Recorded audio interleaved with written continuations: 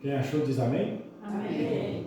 Está escrito: não há rei que se salve com a grandeza de um exército, nem homem valente que se livre pela muita força.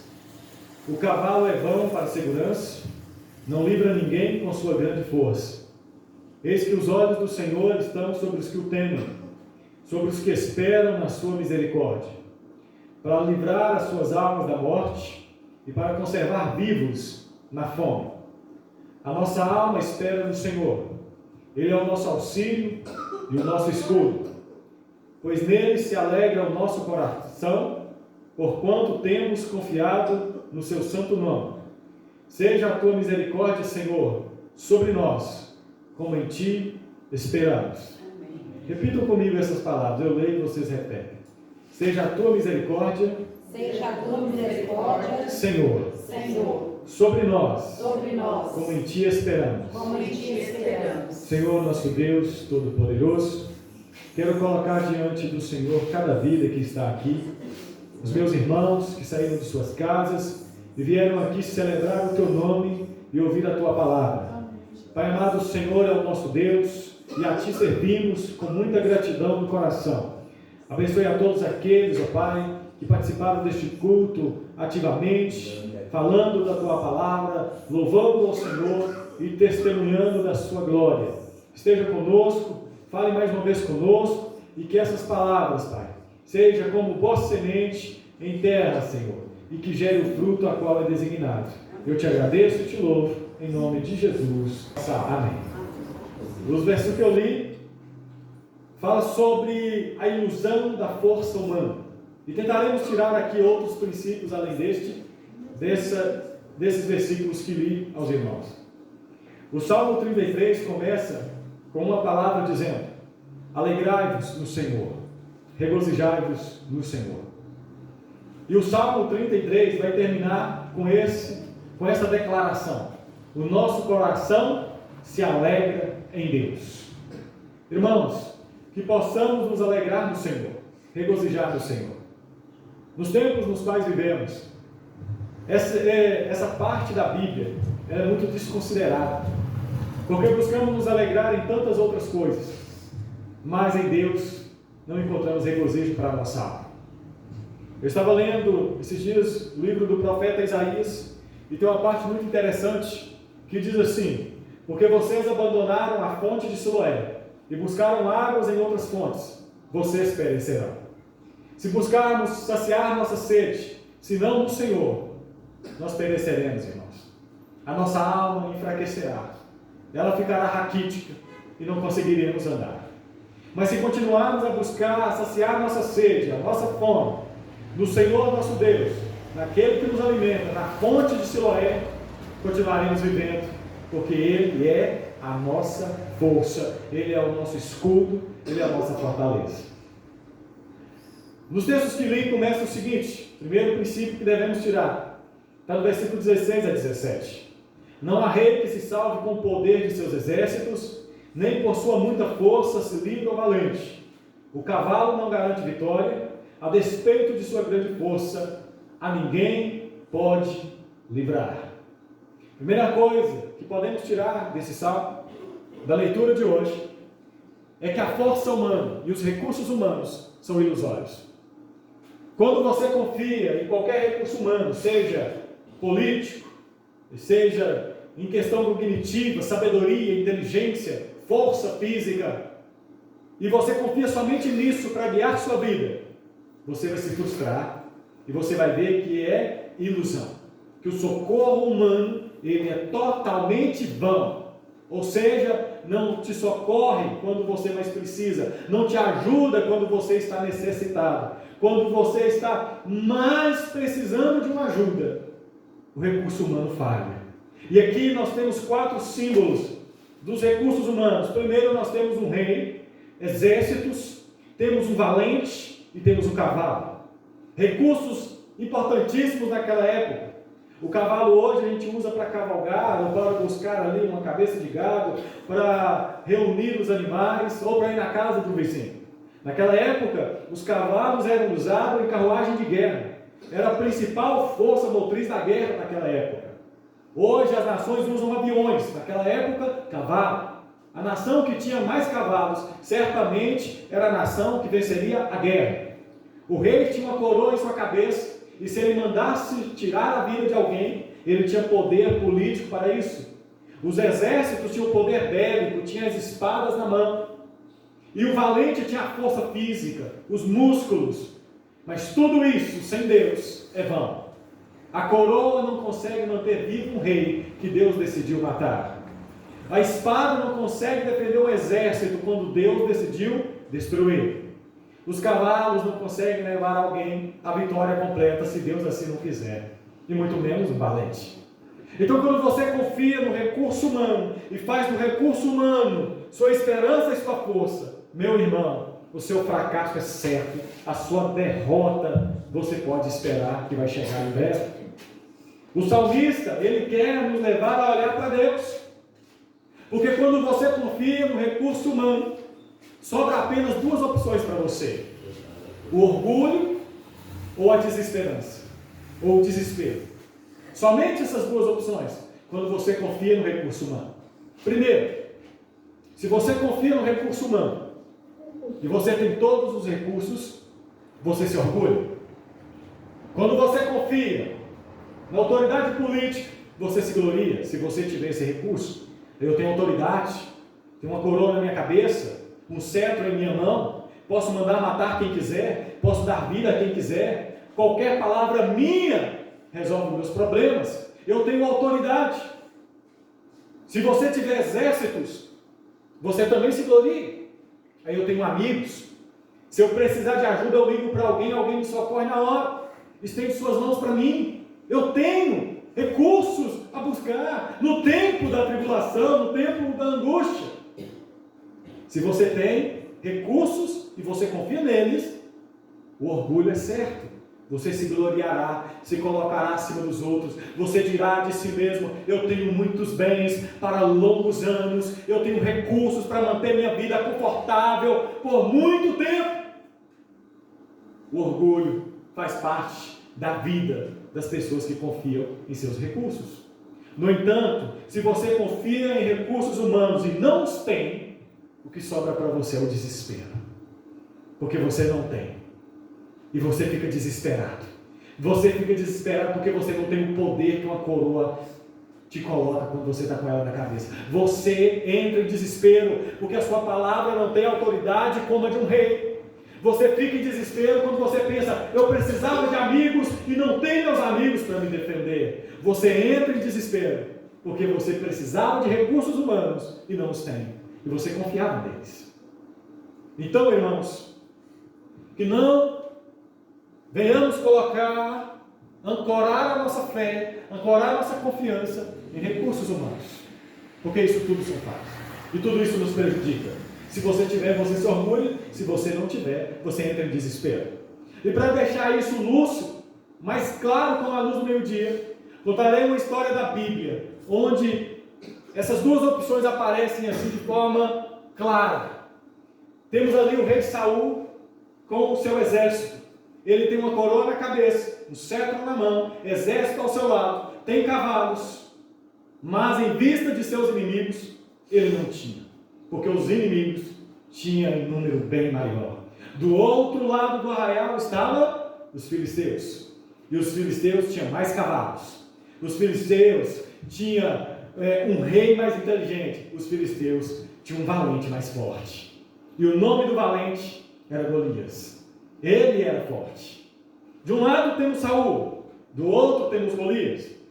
De um lado temos Golias com todos os recursos humanos se orgulhando, dizendo: eu tenho armadura, tenho escudeiro, tenho lança, tenho um rei poderoso do meu lado, tenho um exército gigantesco atrás de mim. E do outro lado tem alguém que confia nos recursos humanos, mas não os tem, como os filisteus. E Saul está desesperado. E Saul está dizendo: eu não tenho cavalos como eles, eu não tenho um exército como os dele, eu não tenho força, a minha autoridade não é maior do que a deles. O desespero de um lado, o orgulho do outro. Assim também, quando os espias tentaram entrar na terra de Canaã, 10 deles confiavam nos recursos humanos. E quando eles olharam para o recurso dos outros, eles falaram, não tem como vencer, porque eles têm mais força, tem um número de soldados bem considerável, tem muralhas ao redor da cidade, nós não venceremos. Então o desespero tomou conta, não só deles, mas de todos aqueles que ouviram sua palavra. Qual que é a saída para nós então, irmãos? Colocar a nossa confiança no Senhor, que criou o céu e a terra. Porque quando você coloca a sua confiança em Deus, Deus te dá a vitória, sem coroa na cabeça, sem cetro na mão, sem exército do seu lado, sem cavalos para te defender, porque o Senhor é maior do que tudo e maior do que todos. E lá entre Saul e Golias, estava um pequenino jovem.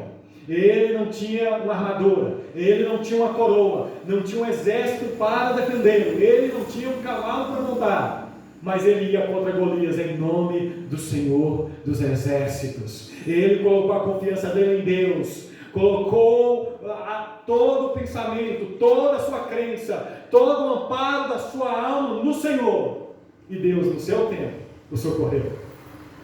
Quando eles estavam para entrar em Canaã também, Josué e Caleb colocaram a confiança no Senhor e disseram, os inimigos são grandes de verdade, eles são fortes, mas o Senhor que nos chamou é maior do que todos os nossos inimigos.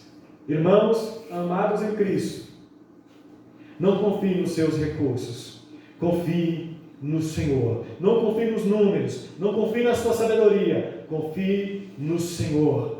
Coloque em Deus a sua esperança e você será guardado por Ele.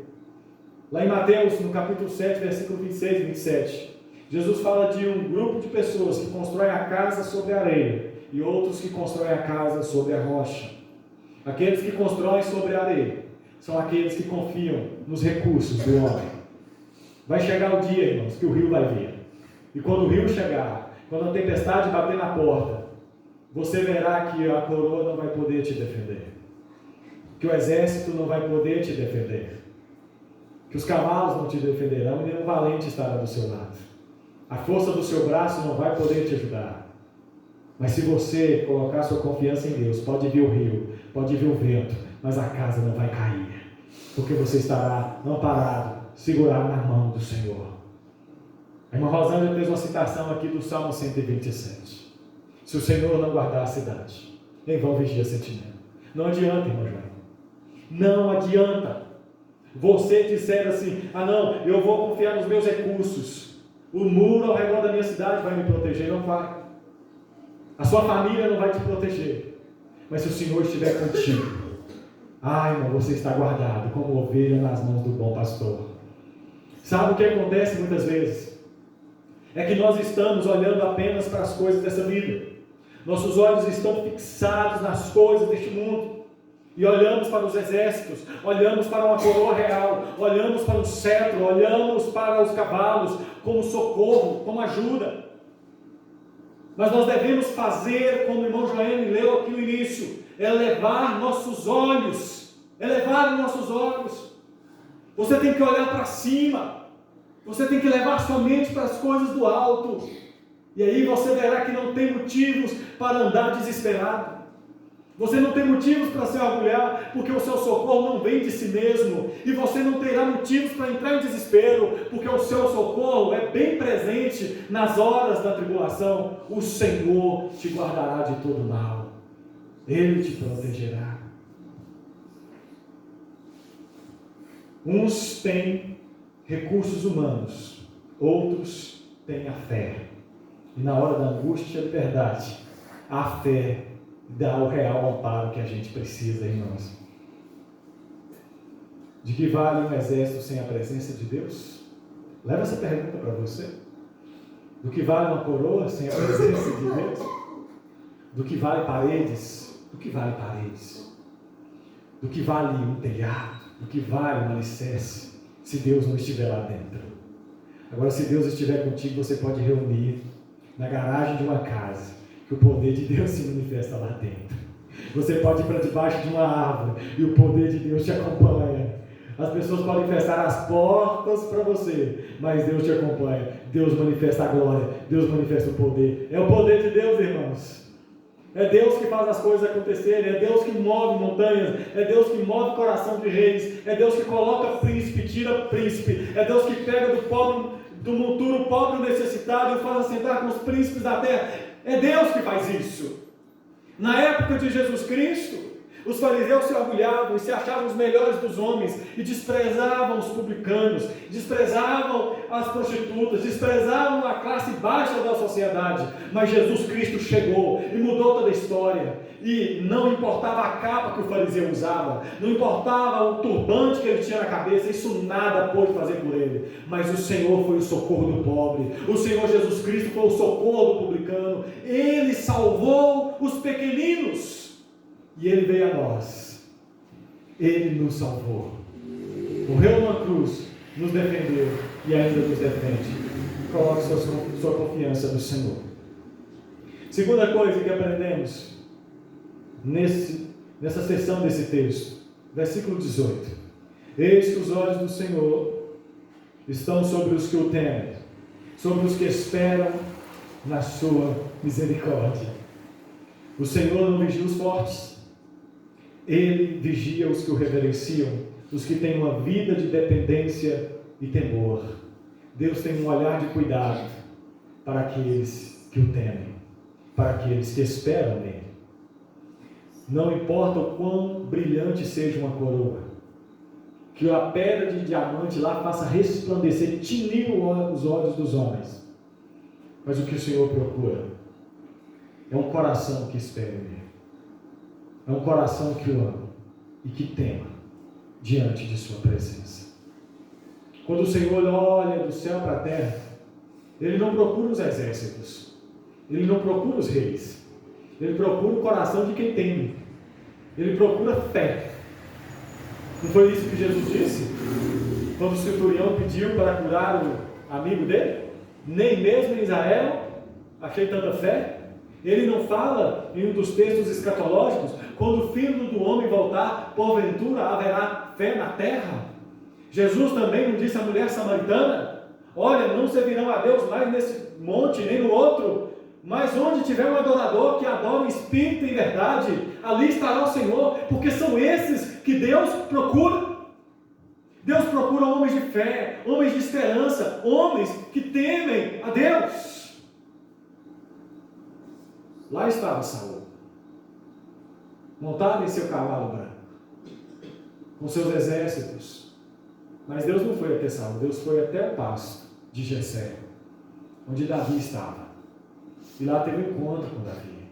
E lá se manifestou a Davi, livrando-o do leão, livrando-o do urso. Oh, meu irmão, confie no Senhor. Os muros da cidade não poderão fazer muito por você, mas Deus pode. Esses dias foi um casal lá em casa, amigos nossos, e a gente conversando sobre a palavra de Deus, porque quando crente se reúne, a palavra de Deus é do que a gente fala, é só da palavra de Deus, impressionante. E a gente estava meditando ali sobre ser embaixadores. E aí o irmão Alan falou com a gente, uma coisa que ele aprendeu sobre ser embaixada. Dentro da embaixada, você está completamente protegido. Se você comete um crime em outro país e ali tem uma embaixada, você corre para a sua embaixada e as leis do país onde o crime foi cometido não podem te condenar. É o teu presidente, é do país que você veio, é de lá que sai o seu julgamento e não do país onde você está. A embaixada é assim, a embaixada te protege. Irmãos, nós somos embaixadores de Deus e nós estamos na embaixada do Senhor. Fomos transferidos das trevas para a sua maravilhosa luz. Não somos do mundo. Estamos no mundo, mas nós não somos do mundo. Nós somos embaixadores do Senhor Deus, o Criador dos céus e da terra. Mas se você sair da embaixada, você será completamente destruído.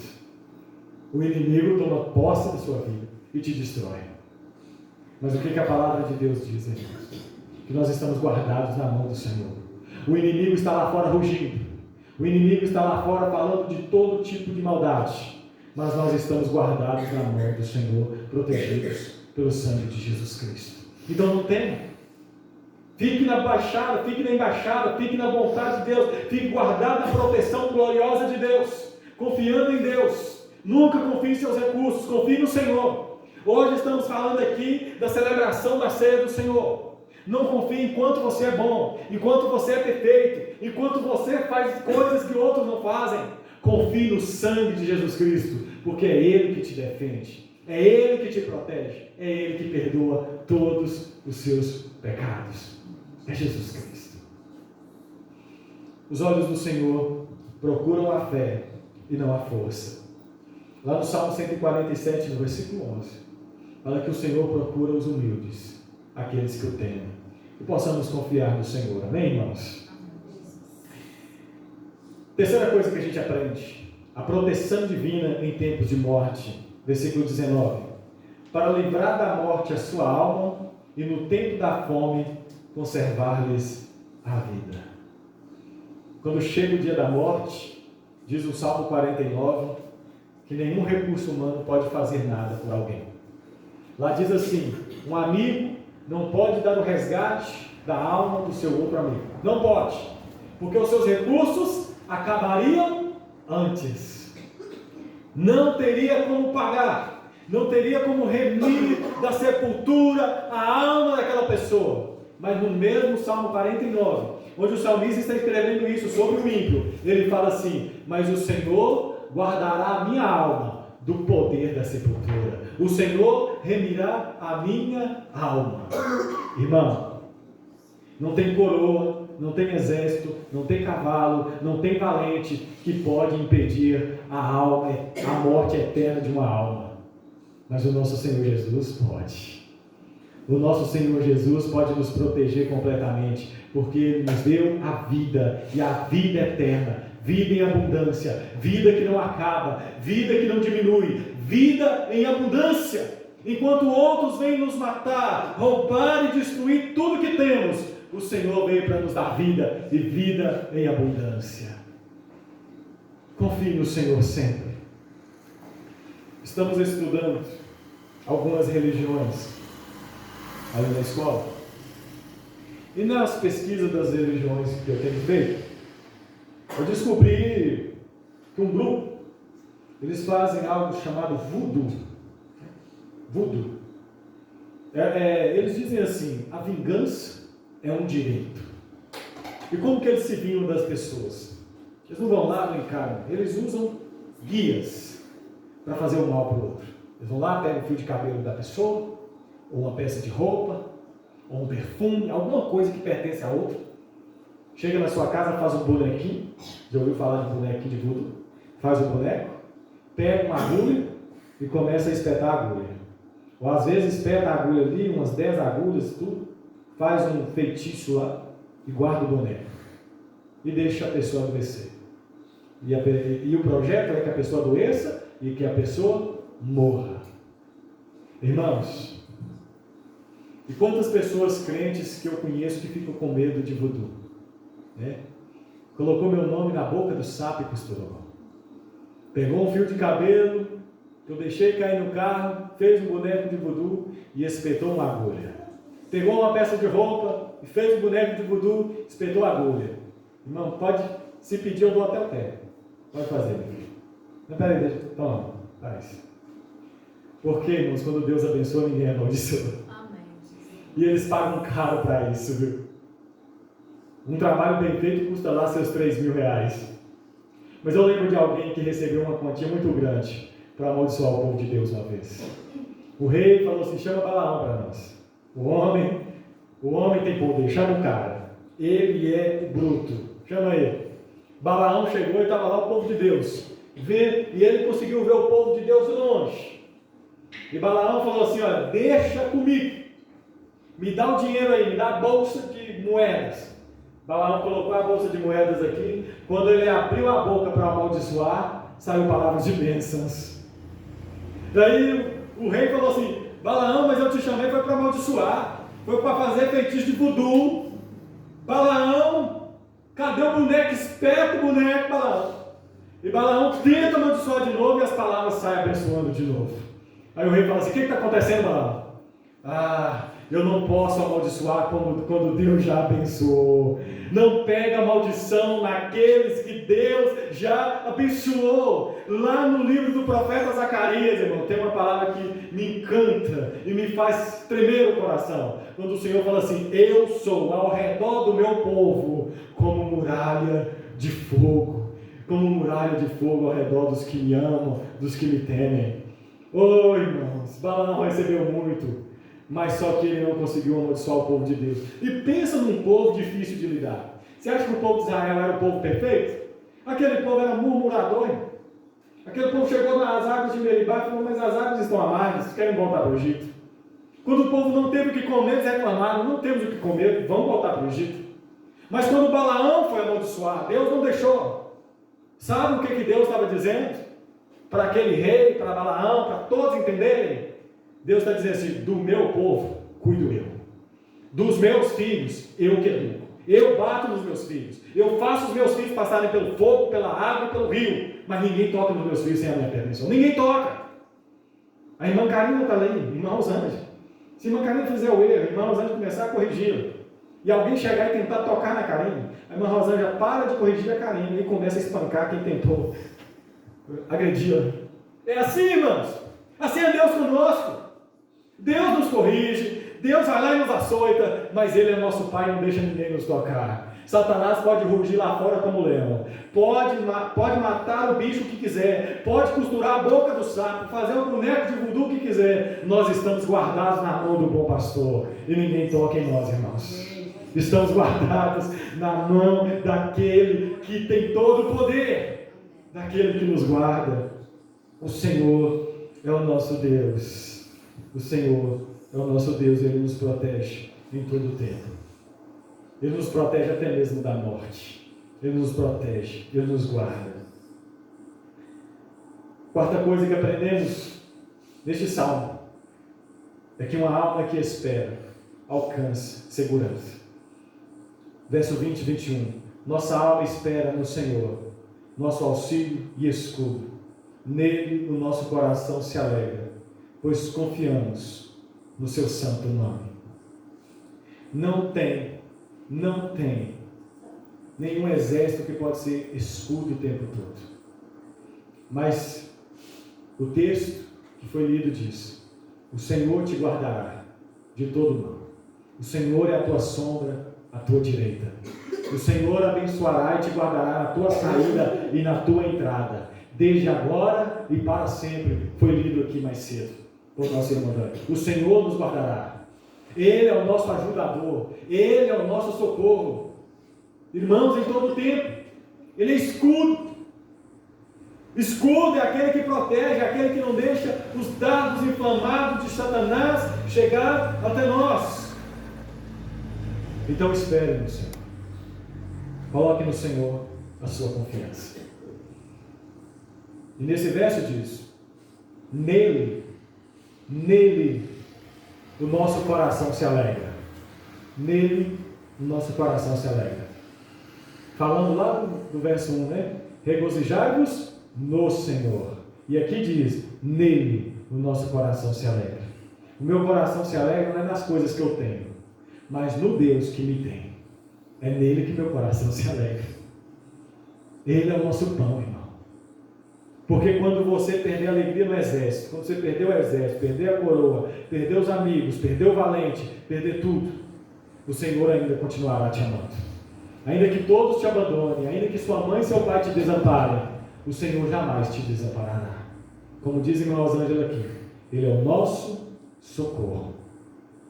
Eu me emocionei aqui, e as lágrimas quando a irmã Félix cantou aqui. Ele abriu o mar para o povo de Israel passar. Que Deus tremendo.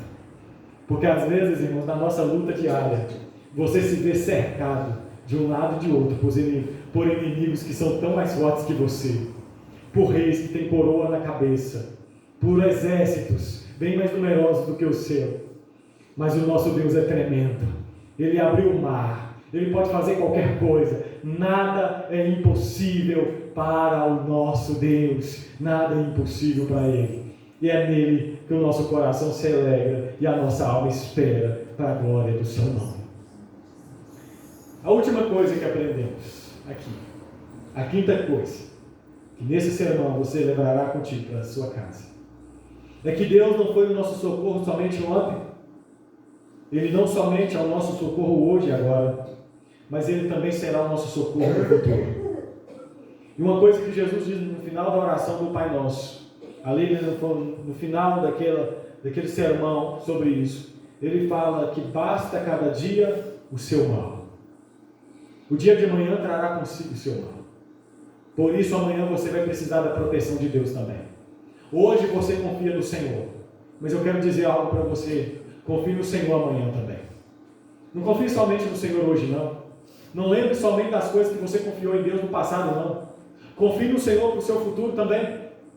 Quando chegar o dia de amanhã, não temas, porque Deus estará contigo amanhã também. Estará do seu lado. O Deus que te protegeu ontem do leão e do urso, o Deus que está te protegendo hoje do Golias, é o Deus que te protegerá amanhã dos inimigos que virão. Confie no Senhor. Hoje você está fazendo um grande momento simbólico aqui hoje, que é a ceia do Senhor. Irmãos, você está mandando uma mensagem, não somente para os inimigos espirituais, você está mandando uma mensagem para os homens. Você também está dizendo uma mensagem para o seu coração, que quem te guarda, que quem te perdoa, que quem te lava, não é você mesmo, mas sim o sangue precioso de Jesus Cristo, nosso Salvador. O apóstolo Paulo cometeu muitos erros na vida dele. Ele diz assim: eu sou o pior dos pecadores. Você não imagina o quanto que aquele homem sofria de acusação. Quantas vezes Satanás chegava no ouvido de Paulo dizendo: você matou, você perseguiu, você fez tantas coisas erradas. Sabe como que Paulo respondia? A graça do Senhor me basta. O sangue de Jesus me purifica de todo pecado. Ele me lava completamente. O sangue de Jesus que te lava hoje vai te lavar amanhã. O Jesus que te advoga por você hoje advogará por você amanhã. Ele será o teu socorro para toda a eternidade. Esperamos no Senhor. Então eu quero que você aprenda essa última coisa. Clame a Deus por misericórdia. No versículo 29 diz: seja sobre nós, Senhor, a tua misericórdia, como de ti esperamos. Para você vencer amanhã, a misericórdia de Deus tem que se renovar sobre sua vida amanhã de manhã. Para você chegar vivo amanhã de tarde, a misericórdia do Senhor tem que se renovar amanhã de manhã, senão você não chega. Para chegarmos aqui hoje, nesse momento, cantar, glorificar e adorar, as misericórdias do Senhor se renovaram de manhã. Pensa numa bondade gloriosa, pensa no cuidado todo amoroso. Dormimos, acordamos e nos levantamos, foi porque o Senhor nos sustentou. Não foi porque a gente tinha uma coroa na cabeça, exército do nosso lado, cavalos ou valente, mas sim porque o Senhor cuida de nós enquanto dormimos. Ele é aquele que cuida do seu povo enquanto dorme. Lá no final de Isaías diz assim: nunca se ouviu falar de um Deus que trabalha para aqueles que nele confiam. Amados, para terminar esse sermão, vou ler um texto a vocês.